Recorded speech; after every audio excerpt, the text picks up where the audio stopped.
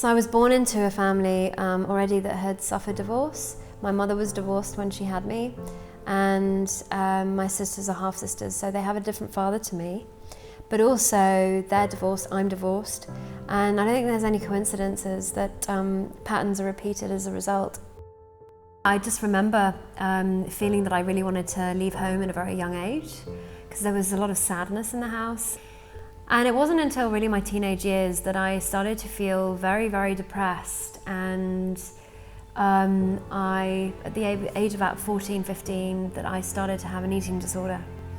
So I struggled with that for a good 12 to 13 years. And so then I went off to Spain, and I met then who I was going to get married to, my ex-husband. And I thought life was great. At that point I was like, brilliant, you know, my past is behind me, I can move on, everything's fabulous. But it kind of wasn't, because I was still having issues with eating. I was drinking a lot, and it didn't really help our intimacy nor our relationship at the time. I believe that at some point I must have created a belief around the fact that I was a bad person, or that I wasn't worthy, or that I didn't deserve, or that I wasn't good enough.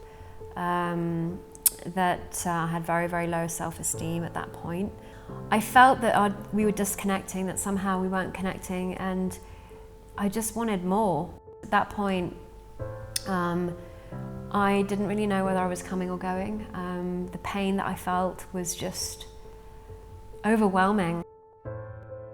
From there on in, it was just a case of having to take each day as it came. Anybody would have thought, well, Marina, what the hell do you have to complain about, you know? Privileged upbringing. But that doesn't matter, actually. None of it did.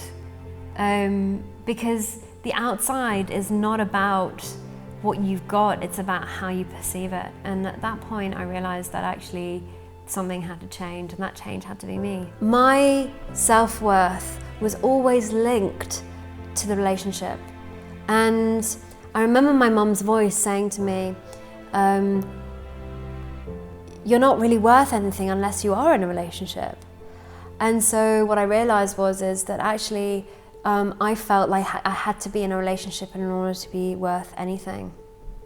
Day by day, it got better and better. Just understanding what had gone wrong, and understanding that in actual fact, as long as I knew that I could take this forward and not do the same thing over and over again, actually started to heal me.